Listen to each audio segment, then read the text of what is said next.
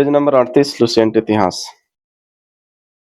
गैसुद्दीन तुगलक ने बंगाल को 3 भागों में बांटा। लखनौती, उत्तर बंगाल, सोनार गांव, पूर्वी बंगाल व सतगांव, दक्षिण बंगाल।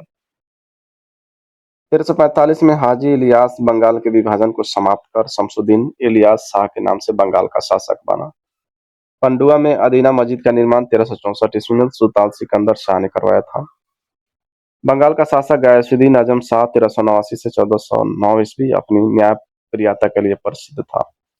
अलाउद्दीन हुसैन शाह 1493 से 1518 ईस्वी ने राजधानी को पांडुआ से गोंड स्थानांतरित किया। महाप्रभु चैतन्य अलाउद्दीन के समकालीन थे। अलाउद्दीन ने सत्यपीर नामक आंदोलन की शुरुआत की।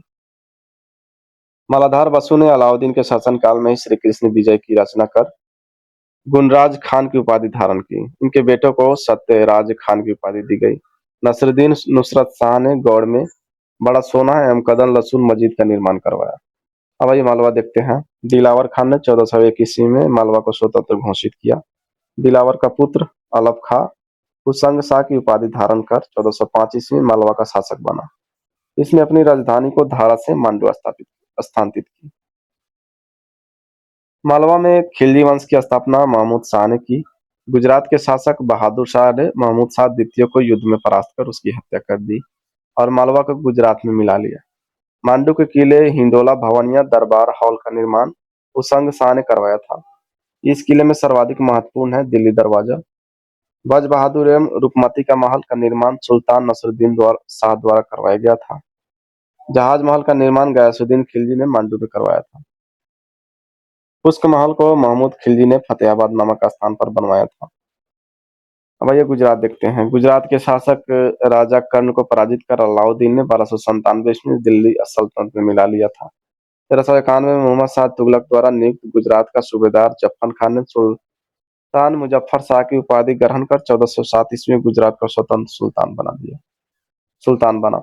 गुजरात के प्रमुख शासक थे अहमद शाह 1411 से 52 ईस्वी, महमूद शाह बेगड़ा 1458 से 1511 और बहादुर शाह 1526 से 1537। अहमद शाह ने असावल के निकट साबरमती नदी के किनारे अहमदाबाद नामक नगर बसाया और पाटन से राजधानी हटाकर अहमदाबाद को राजधानी बनाया। गुजरात का सबसे प्रसिद्ध शासक महमूद बेगड़ा था। महमूद बेगड़ा ने गिरनार के निकट मुस्तफाबाद नामक नगर और चंपानेर के निकट मुहम्मदाबाद नगर बसाया। महमूद बेगड़ा सुल्तान सिकंदर लोदी के समकालीन था तथा उसका मित्र था। इसके शासनकाल में पहली बार दिल्ली के शासक सिकंदर लोदी ने गुजरात के शासक बेगड़ा को उपहार भेजे। बरबोसा ने मजहूद बेगड़ा को 20 पुरुष कहा है। बार्थोमा ने बेगड़ा के विषय में लिखा है कि उसकी मूछ इतनी लंबी थी कि वह उन्हें अपने सिर के पीछे बांधता था।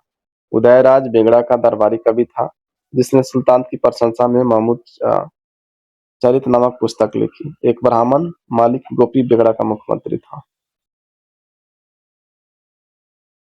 हुमायूं से हार के बाद बहादुर शाह ने दीव को पुर्तगालियों को सौंप दिया। बहादुर शाह संगीत प्रेम था। उसने संगीतज्ञ मंजू कलावत को संरक्षण प्रदान किया। नोट में देखिए 1611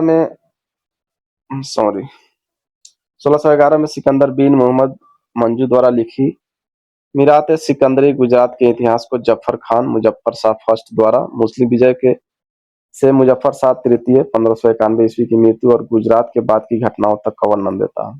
यह पुस्तक गुजरात के सामाजिक एवं सांस्कृतिक जीवन का लेखा जोखा है। और ये मेवाड़ अलाउद्दीन खिलजी ने 1313 ईस्वी में मेवाड़ के गुहिलौत राजवंश के रतन सिंह को पराजित कर मेवाड़ को दिल्ली सल्तनत में मिला लिया।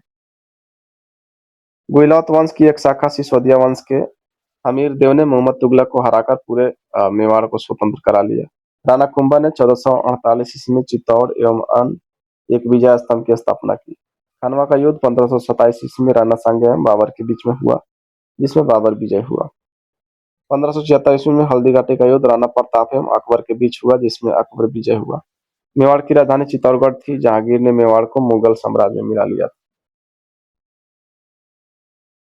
खानदेश तुगलक वंश के पतन के समय फिरोज शाह तुगलक के सूबेदार मलिक अहमद राजा फारूकी ने नर्मदा एवं ताप्ती नदियों के बीच 1382 ईस्वी में खानदेश की स्थापना की।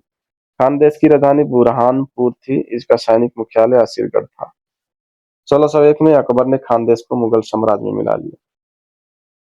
सूफी आंदोलन। अबू हासिम ने सबसे पहले सूफी शब्द का प्रयोग किया था। जो लोग सूफी संतों में शिष्यता ग्रहण करते थे उन्हें मुरीद कहा जाता था। सूफी जिन आश्रमों में निवास करते थे उन्हें खानकाह या मठ कहा जाता था।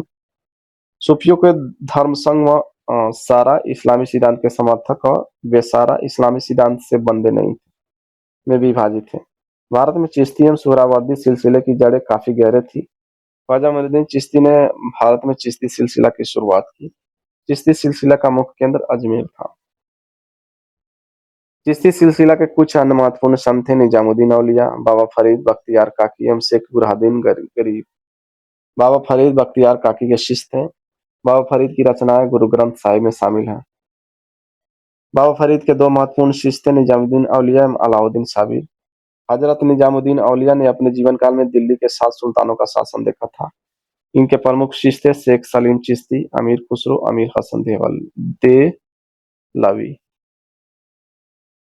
शेख बुरहानुद्दीन गरीब ने 1340 में दक्षिण भारत के क्षेत्रों में चिश्ती संप्रदाय की शुरुआत की और दौलताबाद को मुख्य केंद्र बनाया। सूफियों के सुहरावर्दी धर्म संघ या सिलसिला की स्थापना शेख शिहाबुद्दीन उमर सुहरावर्दी ने की, किंतु 1262 ईस्वी में इसके सुदृढ़ संचालन का श्रेय शेख बदरुद्दीन जकारिया को है। उन्होंने सिंध एवं मुल्तान को मुख्य केंद्र बनाया।